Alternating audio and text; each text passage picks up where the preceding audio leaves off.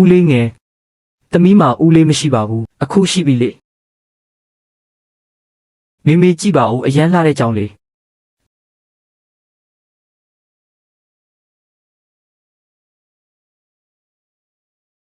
ဒီလောက်အထိအပြည့်စုံပြင်ဆင်လာတာလား3နှစ်အရွယ်ကလေးမလေးတွေဘာကြိုက်လဲဆိုတာကျွန်တော်တညလုံးစုံစမ်းထားတာဝန်နေကျွန်တော်တို့တေချာစကားပြောရအောင်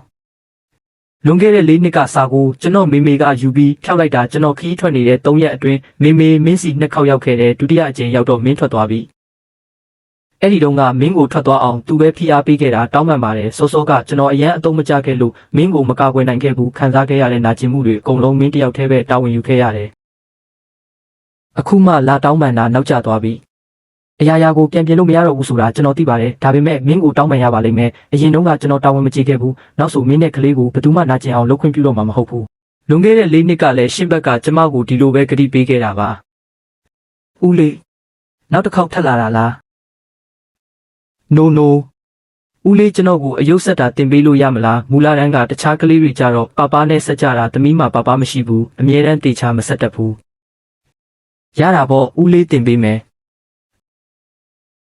နိုကသူ့မှာပပမရှိဘူးတဲ့သူ့မှာမူလာကလေးကမရှိတာသူ့မှာအဖေရှိပါတယ်မင်းကသာကျွန်တော်ကိုအဖေအဖြစ်အတိမတ်မပြုခိုင်းတာပါမင်းကျွန်တော်ကိုခွင့်လွှတ်ဖို့ကျွန်တော်အတင်းကျပ်မတောင်းဆိုပါဘူးပြန်စကြဖို့လည်းအတင်းမပြောပါဘူးဒါပေမဲ့ကျွန်တော်မှာကလေးကိုလာကြည့်ပိုင်ခွင့်တော့ရှိပါတယ်နိုကကျွန်တော်သမီးပါဦးလေးမြန်လာပါဦးကျွန်တော်တို့ရဲတိုက်ကြီးစောက်ကြမယ်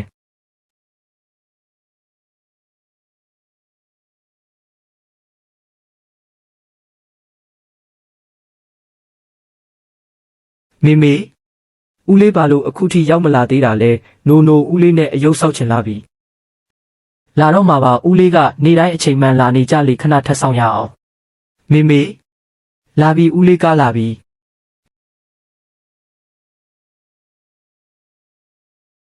ဦးလေးရောက်လာပြီအရန်ဝမ်းသာတာပဲနိုကဒီနေ့ကျွန်တော်ကိုစောစောစီးစီးစောင့်နေတာပေါ့သမီးနေတိုင်းဦးလေးကိုစောင့်နေတာဝမ်းနေမဂူရန်ကတော့တကယ်ကိုစေတနာအပြည့်ပါပဲ9ရက်ဆက်တိုက်အချိန်မှန်ရောက်လာတာတခါမှပြက်ကွက်တာမရှိဘူးနင်လှုပ်เสียရှိတာပဲတေချာလှုပ်ပါဒါပေမဲ့ဝမ်းနေမရေနိုကသူ့ကိုတကယ်သဘောကျတာလေမနေ့ကဂူရန်ပြန်သွားတော့ကလေးကတမျောနဲ့မနှက်ဖြန်ဦးလေးဘယ်တော့ထက်လာမလဲဆိုပြီးခဏမေးနေတာ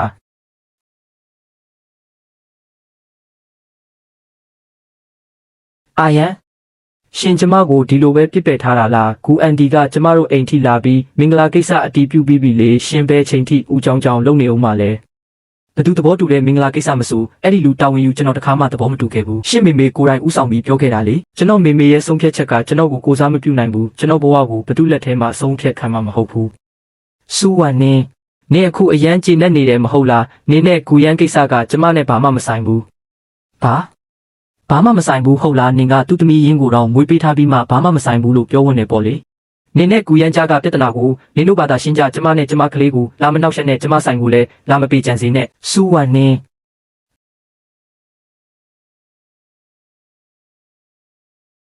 ကလေးတယောက်ကိုအားကိုးပြီးဂူမိသားစုတွေဝင်ပြီးအထက်တန်းစားမိသားစုဝင်ဖြစ်ချင်နေတယ်ပေါ့အိမ်မက်မနေနဲ့တန်းဆိုင်ကိုလူလွတ်ဖြက်စီးခိုင်းတာနင်လုပ်တာမဟုတ်လားရှင်ဘာတွေပြောနေတာလဲကျမမသိဘူးဟုတ်လားနင်းကွယ်ရမှာလူမိုက်တွေကိုပတ်စံပေးပြီးဝမ်နင်းရဲ့ပန်းဆိုင်ကိုဝင်ဖြက်စီးခိုင်းတယ်သူ့ကိုထွက်သွားအောင်ဖိအားပေးတယ်နင်မလုပ်ဘူးလို့ပြောရဲလားအာယန်တခြားသူတွေကောလာဟာလာရှောက်ပြောတာတွေကိုမယုံပါနဲ့ကျမဒီလိုကိစ္စမျိုးတစ်ခါမှမလုပ်ဘူးပါဘူးသူတို့ကျမကိုတမင်မဟုတ်မမှန်ဆွဆွဲနေကြတာပါ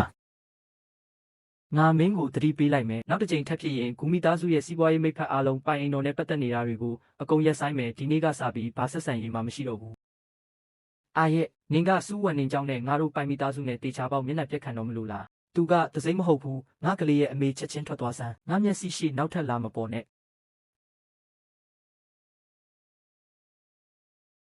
ဒီအန်တီကလေဟိုတခါဖွားလို့ပဲစိတ်ကြီးလိုက်တာနည်းနည်းမှကြည့်လို့မကောင်းဘူးစူးဝံနေဘာဖြစ်လို့လဲနောက်ဆိုပိုင်ရောဝေမင်းကိုလာဒုက္ခမပေးတော့ပါဘူးငါကတော့သူ့ကိုဂရုမှမစိုက်တာဒါပေမဲ့ငါဂယုစိုက်တယ်မင်းနဲ့နော်အနောက်ရှက်ဖြစ်မှာငါမလိုလားဘူးဒီပန်းဆိုင်လေးကိုအခြားသူတွေလာရှုပ်တာကိုလည်းမလိုလားဘူး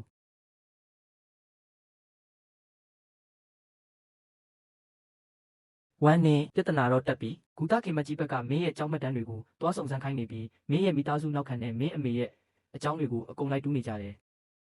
သူဘာတွေစုံစမ်းမိသွားပြီလဲအသေးစိတ်တော့မသိရသေးဘူးဒါပေမဲ့အကြောင်းမှတ်တမ်းထဲမှာမင်းရဲ့မွေးစည်းရင်းနဲ့တွေးတောက်စရာအချက်လက်တွေမင်းအမေရဲ့မှတ်တမ်းတွေအကုန်ရှိနေတာလေ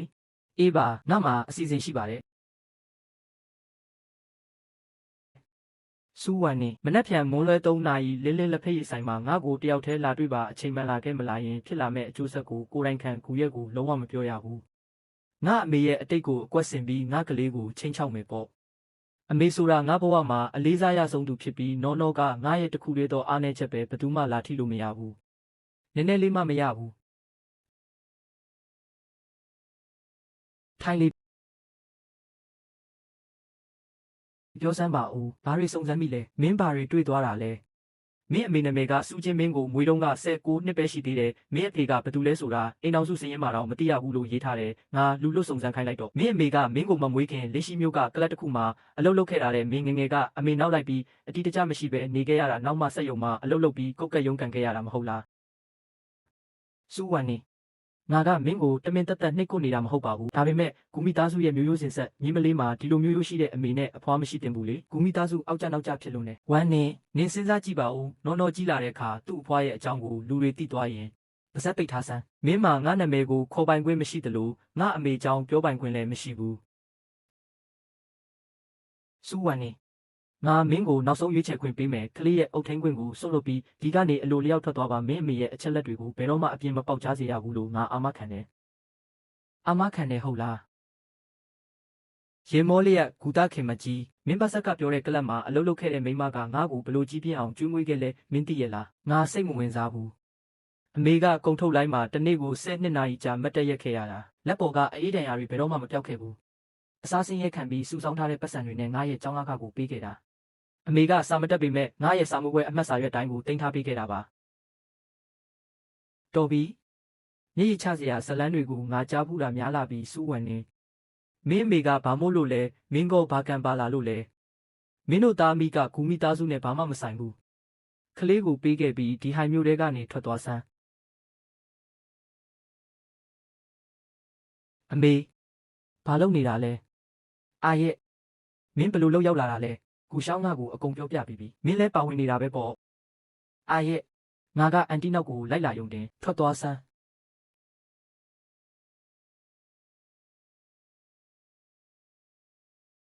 ဝမ်နေအမေရဲ့အတိတ်ကိုစုံစမ်းဖို့အမေကိုဘသူခွင့်ပြုလိုက်တာလဲငါဘသူခွင့်ပြုချက်နဲ့စုံစမ်းတာလဲလို့အာရဲ့ငါကဂူမိသားစုရဲ့မျက်နှာအတွက်လုပ်တာပါမျက်နှာဟုတ်လားလွန်ခဲ့တဲ့4 နှစ်ကငါရဲ့ရင်သွေးလေးကိုလွှဲထားတဲ့ဝမ်နင်ကိုမောင်းထုတ်ခဲ့တယ်သူငါအတွက်ထားခဲ့တဲ့စာကိုလည်းခိုးယူခဲ့တယ်ငါရဲ့သမီးလေးနဲ့3 နှစ်ဆက်ဆက်ခွဲထားခဲ့ပြီးမှအခုငါကိုမျက်နှာအကြောင်းလာပြောနေတာလားအာရဲ့ဒီနေ့ကစပြီးဝမ်နင်နဲ့နောနောရဲ့အရေးကိုအမေနောက်ထပ်ဝင်မရှုံးနဲ့တော့ငါကမင်းရဲ့အမေပါဟုတ်တယ်အမေကငါအမေဖြစ်ပေမဲ့ငါသမီးရဲ့အဖွားတော့မဟုတ်ဘူးဒီအရေးချင်းကိုလွန်ခဲ့တဲ့4 နှစ်ကတည်းကအမေကိုယ်တိုင်ဆွတ်လွတ်ခဲ့ပြီးပြီဝမ်းနဲ့တွားရအောင်ငါလိုက်ပို့ပေးမယ်ကူရဲ့မင်းကဒီလိုမိမမျိုးအတွက်နဲ့ငါ့ကိုပုံကန်ရဲတယ်ပေါ့မင်းအောင်တရားလိုက်မယ်